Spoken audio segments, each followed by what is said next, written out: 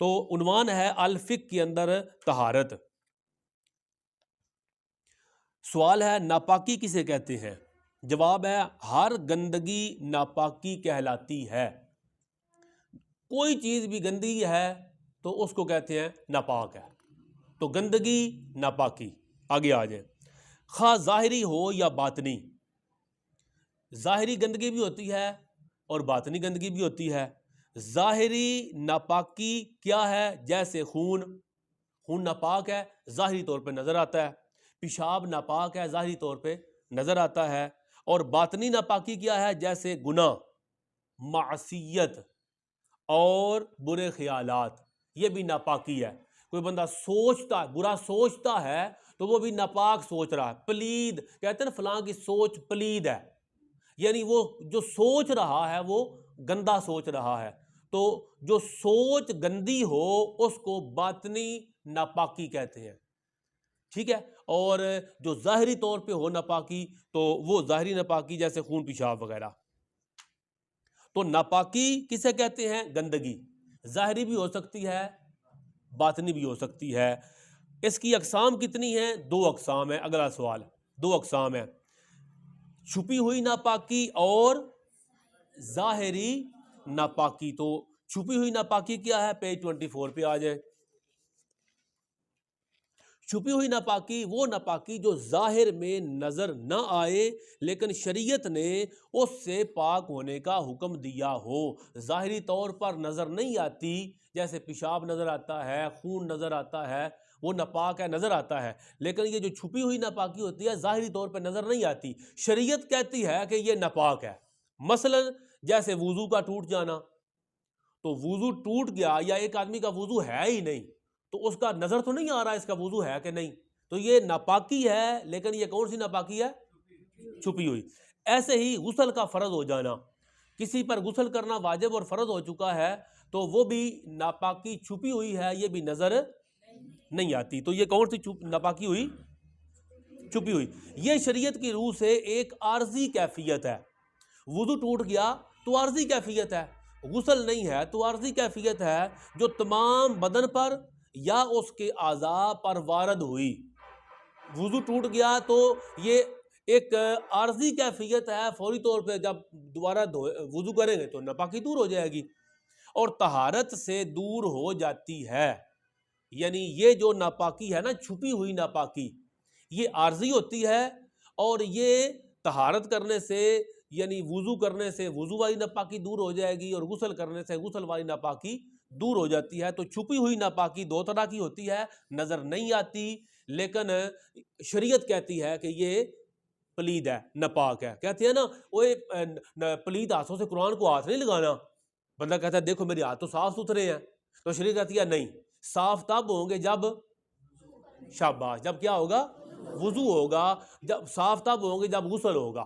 تو شریعت کہتی ہے کہ وضو ہو تو پاک ہے، وضو نہ ہو تو ناپاک ہے. تو یہ جو طہارت ہے یہ اس کو کہتے ہیں چھپی ہوئی ناپاکی. یہ طہارت یہ وضو اور غسل کرنے سے حاصل ہوگی.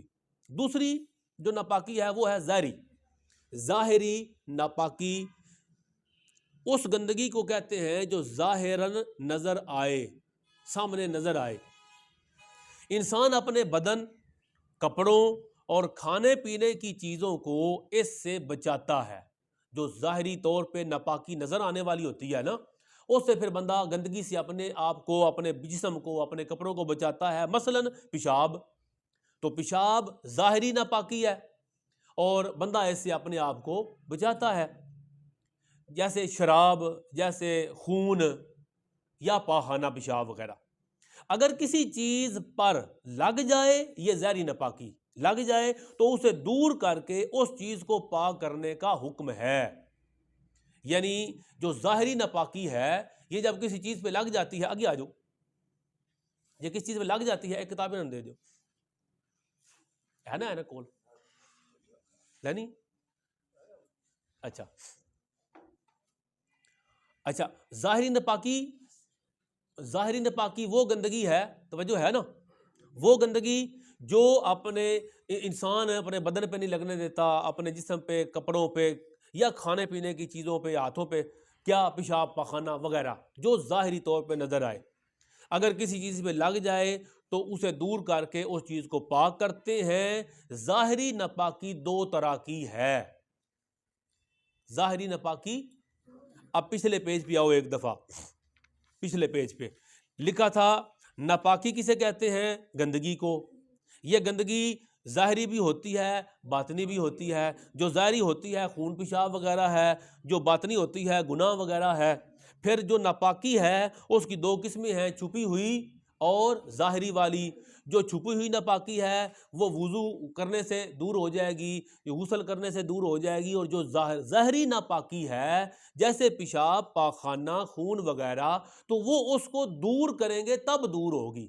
پھر اس کی دو قسمیں ہیں. یہ ٹیکنیکلی آپ نے چیزیں سمجھنے والی ہیں، کیونکہ سب سے ضروری عبادت کے لیے ہوتا ہے کہ ہمارا جسم کپڑا پاک ہو، جسم پاک ہو، لباس پاک ہو. جس جگہ پہ بندہ نماز پڑھتا ہے وہ جگہ پاک ہو. تو یہ جگہ پاک کرنا ہے تو پاک کیسے ہوگا؟ جب ناپاکی دور ہوگی تو پاک ہو جائے گا. تو ناپاکی دو طرح کی ہے، وضو غسل والی ایک وہ ہو جائے گا، اور دوسرا یہ زہری نظر آنے والی. جو زہری نظر آنے والی ہے اس کی دو قسمیں ہیں، خون پیشاب وغیرہ. اس کی کتنی قسمیں ہیں؟ دو. ایک کو کہتے ہیں بڑی ناپاکی، دوسرے کو کہتے ہیں چھوٹی ناپاکی. لکھا ہوا ہے بڑی ناپاکی اور چھوٹی. بڑی ناپاکی جو ہے ایسی ناپاکی جو قرآن و حدیث سے ثابت ہو، اس کے ناپاک ہونے میں کسی قسم کا شک شبہ نہ ہو. جیسے انسان کا فضلہ جو واش روم کرتے ہیں، یا پیشاب یا منی، یا جانوروں کا جو گوبر ہوتا ہے وہ حرام جانوروں کا پیشاب ہوتا ہے، اور انسان اور جانور کا جو بہتا ہوا خون ہوتا ہے، شراب ہوتی ہے، مرغی یا مرغابی یا بطخ اس کی بیٹ ہوتی ہے، اور چیل کوا گدھ ان کی بیٹ ہوتی ہے. یہ جتنی چیزیں ہیں یہ کیا ہیں؟ شاباش، یہ کیا ہیں؟ بڑی ناپاکی. یہ بڑی ناپاکی ہے. اب جو بڑی ناپاکی ہے تو پھر لگ جائے تو کیا ہوگا؟ اس کا حکم کیا ہے؟ نیچے لکھا ہوا ہے بڑی ناپاکی کا حکم. اگر لگ جائے تو کیا ہوگا؟ وہ کہتے ہیں کپڑے یا بدن پر مقدار درہم کے برابر ہو تو دھونا واجب. مقدار درہم، کیا لفظ ہے؟ مقدار درہم. درہم کی مقدار. اب درہم کی مقدار کیا ہے؟ بریکٹ کے اندر کیا لکھا ہوا ہے؟ ہاتھ کی ہتھیلی پر جتنا پانی ٹھہر جائے. ایسے ہاتھ کریں، ایسے ہاتھ آپ کریں گے نا ایسے، تو اوپر سے اپنی تلی پر ہتھیلی پہ پانی ڈالیں گے تو کچھ نہ کچھ پانی ہاتھ کی تلی کے اندر رک جائے گا. وہ جتنا رکے گا پتہ ہے، وہ روپیہ یا 5 روپے کا سکہ ہوتا تھا، یا ٹھیپا اس کو کہتے تھے، ٹھیک ہے، اس کے برابر یہ تھوڑا اس سے سائز بڑا ہو جائے گا اس کا. تو پہلے دور میں یہ درہم، اس کا درہم دینار جو ہوتے تھے سونے چاندی کے سکے ہوتے تھے، وہ سکے اس سائز کے ہوتے تھے، تو اس لیے اس کا نام پڑ گیا درہم کی مقدار. کیا؟ درہم کی. اب درہم کی مقدار کیا ہے؟ ہاتھ کی ہتھیلی کرے ایسے، اوپر ڈالے پانی، وہ پانی ایسے کسی گلاس میں ڈال لے تو جتنا پانی ہاتھ کی ہتھیلی پہ آ گیا وہ پانی ہے درہم کی مقدار. وہ پانی کیا ہے؟ درہم کی مقدار. اب اگر اتنا پانی، یعنی اتنی گندگی، اتنا پیشاب، اتنا خون اگر جسم پہ لگ جائے تو اس جگہ، اس جسم کو، اس کپڑے کو دھونا واجب. اس کو دھونا. اب دوبارہ لائن کی طرف آئیں. کپڑے یا بدن پر مقدار درہم کے برابر ہو. مقدار درہم، ہاتھ کی تلی کے اوپر جتنا پانی رکتا ہے اس کے برابر ہو تو دھونا واجب. اور مقدار درہم سے کم لگ جائے تو معاف ہے، نماز ہو جائے گی، نماز ہو جائے گی. لیکن اگر مقدار درہم سے زیادہ لگی ہو تو معاف نہیں بلکہ دھونا فرض. اب ہمارے سامنے 3 چیزیں آئیں. جسم کے اوپر بڑی ناپاکی لگ جائے تو اس کو دھونا ضروری ہے. بڑی ناپاکی لگ جائے تو دھونا ضروری ہے. اچھا، بڑی ناپاکی کیا ہے؟ انہوں نے ساری چیزیں گن کے دی ہیں، فضلہ، پیشاب، منی، گوبر، جانوروں کا پیشاب، خون وغیرہ وغیرہ. یہ ساری چیزیں جو لکھی ہوئی ہیں یہ بڑی ناپاکی ہیں. اب بڑی ناپاکی، خون پیشاب وغیرہ کوئی چیز لگ جائے تو بندہ سوچتا ہے کتنی لگی ہو تو دھونا ضروری ہے اور کتنی لگی ہو تو ویسے ہی کام چل جائے گا. انہوں نے بتایا کہ ہاتھ کی ہتھیلی کو پیمانہ بنا لیں، فٹا بنا لیں ناپنے کے لیے. ایک سمجھنے کے لیے۔ ہاتھ کی ہتھیلی سیدھا کرے، جتنا اوپر پانی آ جائے اس کو کہتے ہیں درہم کے برابر۔ وہ جو پانی رکے گا وہ ہوگا درہم کے برابر پانی۔ جتنا پانی ہتھیلی کے اوپر رکتا ہے، اگر اتنا گندی کوئی چیز کپڑے پہ یا جسم پہ لگی ہے تو دھونا واجب، اس سے زیادہ لگی ہے تو دھونا فرض، اس سے کم لگی ہے تو نہیں بھی دھوئیں گے تو نماز ہو جائے گی۔ لیکن بہتر یہ ہے، نیچے والی لائن پہ لکھا ہے، یہاں یہ بات پیش نظر رہے کہ مقدار درہم سے کم ناپاکی کے لیے بھی بہتر یہ ہے کہ اسے دھویا جائے اور کپڑے یا جسم کو پاک کیا جائے۔ آج کے دور میں جبکہ پانی بھی اویلیبل ہے، لباس بھی ایک سے زیادہ موجود ہیں۔ پرانا دور تو نہیں کہ ایک ہی سوٹ ہوتا تھا تو وہ دھو کے پہنتے تھے، اللہ کا کرم ہے اب سب کے پاس کتنے سوٹ موجود ہیں۔ تو اب ہمارے پاس سوٹ بھی زیادہ موجود ہیں، ہمارے پاس پانی بھی موجود ہے، تو بہتر ہے کہ ناپاکی کو دھو لیا جائے یا لباس تبدیل کر لیا جائے، لباس یہ بہتر ہے۔ لیکن یہ آپ نے بات سمجھنی ہے، کبھی ایسا ہوتا ہے نا کہ بندہ مستریوں مزدوروں والا کام کر رہا ہے، کبھی ایسا ہوتا ہے وہ ڈیرے پہ کام کر رہا ہے، بھینس چارہ اور وہ ان کے ساتھ انگیج ہے۔ جب ایسے کام میں بندہ لگا ہوا ہے تو وہ کہتا ہے جی میں نماز نہیں پڑھ سکتا، میں ڈیرے تھے چھٹاں پوندیاں تو اب میں نماز نہیں پڑھ سکتا۔ اس کو بتایا جائے گا، آپ بتا سکتے ہیں کہ وہ جو چھینٹ پڑ گئی وہ ساریاں چھینٹیں اکٹھی کر لے تلی پر، کرنی تو کون ہی نا، اندازہ کرتے ہیں وہ ساری چھینٹیں اکٹھی کرے تو کیا تلی کے اوپر جتنا پانی آتا ہے اتنی چھینٹیں ہوں گی؟ اگر اس سے کم ہے تو پھر ہم کہیں گے کہ بابا جی چاچا جی آپ نماز پڑھ لیں، نماز آپ کی ہو جائے گی۔ بہتر تھا کہ آپ کپڑے چینج کر لیتے، لیکن آپ تو ڈیرے پہ کام کر رہے ہیں، آپ تو مستری کے ساتھ مزدوروں والا کام کر رہے ہیں، آپ دن کو کوئی دیہڑی لگا رہے ہیں، کام کر رہے ہیں، مزدوری کر، آپ بار بار کپڑے چینج نہیں کر سکتے، تو نہیں چینج کر سکتے تو اس تلی سے جو درہم کے برابر ہے اگر کم نجاست لگی ہوئی ہے تو آپ بے فکر ہو کے نماز پڑھ لیں، آپ کی نماز ہو جائے گی۔ اور اگر آپ ایزی ہیں، گھر میں بیٹھے ہیں، کوئی پرابلم نہیں، تو اتنی اگر نجاست لگ گئی ہے تو بہتر یہ ہے کہ پھر آپ کپڑے چینج کر لیں یا اس کو دھو لیں۔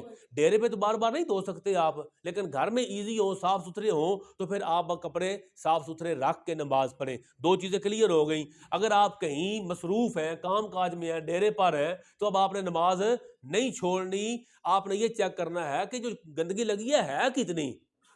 اگر وہ درہم سے زیادہ ہے تو دھونا فرض، درہم کے برابر ہے تو دھونا لکھا ہوا ہے اوپر، دھونا واجب، اور اس سے کم ہے تو معاف، نماز پڑھے۔ ایزی ہے تو دھو کے پڑھ لیں، نہیں ایزی تو پھر آپ نماز پڑھیں، آپ کی نماز۔ یہ کس ناپاکی کا حکم ہے؟ کون سی؟ بڑی ناپاکی کا حکم ہے۔ اب آگے آ گئی چھوٹی ناپاکی۔ چھوٹی ناپاکی اس کو کہتے ہیں جس کا ناپاک ہونا یقینی نہ ہو۔ ایک دلیل سے ناپاک معلوم ہوتی ہے، دوسری سے پاک معلوم ہونے کا شک پڑتا ہے۔ تو ایسی چیزیں کون کون سی ہیں؟ حلال جانوروں، گائے بکری کا پیشاب، یہ بھی پلید ہوتا ہے لیکن بڑا پلید نہیں ہوتا، چھوٹا ہوتا ہے۔ سمجھا گی بات کی؟ یہ جو گائے بکری وغیرہ کا، گائے بھینس بکری حلال جانور جن کا ہم گوشت کھاتے ہیں، ٹھیک ہے، ان کا جو پیشاب ہوگا وہ بڑی ناپاکی نہیں ہوگی، چھوٹی میں آئے گا۔ اور حلال چڑیا یا اس طرح کے چھوٹے حلال پرندے، ان کی جو بیٹ ہوگی، بیٹ، تو وہ بھی بڑی ناپاکی میں نہیں آئے گی بلکہ چھوٹی ناپاکی میں آئے گی۔ تو اس کا حکم کیا ہوگا؟ اگر وہ لگ جائے تو کیا حکم ہے؟ آگے حکم لکھا ہوا ہے۔ اگر چھوٹی ناپاکی کپڑے یا بدن پر لگ جائے تو جس حصے میں لگی ہے اگر اس کے چوتھے حصے سے کم ہو تو بغیر دھوئے نماز ہو جائے گی، اگر چوتھائی یا اس سے زیادہ ہو تو پھر دھونا ضروری ہے۔ یہ آگے لکھا ہوا ہے، چوتھے حصے سے، مثلا بازو پر لگے تو بازو کا چوتھائی، بازو پر لگے تو دیکھیں گے یہ جو لگی ہوئی ہے، گائے بکری کا پیشاب لگا یا کوئی بیٹ لگی ہے، وہ ہاتھ کے چوتھے حصے پہ لگی ہے، ایسے اگر 4 حصے کریں، اگر وہ قمیض پہ لگی ہے تو دامن پہ لگی ہے تو کیا اس کے چوتھے حصے پہ لگی ہے؟ تو اگر چوتھے حصے سے کم پہ لگی ہے تو ویسے ہی نماز ہو جائے گی، بے شک وہ پیشاب بکری کا، گائے کا، بھینس کا وہ لگا ہوا ہے. ہمارے پاس جو گھر میں ہوتی ہیں وہ بکریاں ہی ہوتی ہیں نا, گائے ہوتی ہے, بھینس ہی ہوتی ہے. اگر گدھے ہوں تو ان کا جو پیشاب ہے وہ کس میں آئے گا؟ بڑی ناپاکی میں. اور گائے بھینس بکری ہو تو اس کا جو نجاست پیشاب ہے وہ کس میں آئے گا؟ چھوٹی ناپاکی میں. اگر بڑی ناپاکی ہو تو وہ کتنی لگی ہو؟ 1 درہم کے برابر, 1 درہم کے برابر. اس کو ناپنے کے لیے, ماپنے کے لیے, تلی کے اوپر درہم کے برابر ہوگی تو پھر سوچیں گے درہم سے زیادہ ہے تو دھونا فرض ہو گیا, درہم کے برابر ہے تو دھونا واجب ہو گیا, درہم سے کم ہے تو ویسے ہی نماز ہو جائے گی. ایزی ہیں تو دھو لے, کئی کام کاج میں لگے ہیں تو ویسے نماز پڑھ لے, نماز ہو جائے گی. اور اگر چھوٹی ناپاکی ہے تو پھر وہ اس کی گنجائش زیادہ ہو گئی, پھر وہ چوتھے حصے پہ لگی ہو, تب چوتھے حصے سے کم پہ لگی ہو تو ہو جائے گی نماز, اور جو چوتھے حصے سے زیادہ ہے تو پھر اس کو دھو لیں گے تب نماز ہوگی. اور وضاحت لکھی ہے چھوٹی ناپاکی کی صورت میں بھی بہتر یہ ہے کہ اسے دھویا جائے. اور کپڑے یا جسم کو پاک کب ہوتا ہے؟ جب بندہ ایزی ہو اور جب وہ مصروف ہوتا ہے. دیکھیں نا کتنی دنیا ہے جو کام کاج کے اندر نماز ہی نہیں پڑھتی. کہتا ہے جی میرا کام ڈیرے پہ میں کام کرتا ہوں, میرا مال ڈنگرے والا کام ہے جی, میرا ڈیرے والا کام ہے, میں دن کو فلاں کام کرتا ہوں, چھینٹیں پڑ جاتی ہیں. تو اب وہ جو چھینٹیں پڑتی ہیں ایسے گزرتے ہوئے نالی کی جو چھینٹیں پڑتی ہیں, وہ چھینٹیں 2 4 6 10 اکٹھی کرے تو تلیق سے اوپر جو پانی آتا ہے اس سے تو وہ چھینٹیں کم ہی ہوتی ہیں نا. تو چھینٹیں پڑ جانے سے کپڑے جتنے ناپاک ہوتے ہیں ان سے نماز ہو جاتی ہے, ان سے نماز ہو جاتی.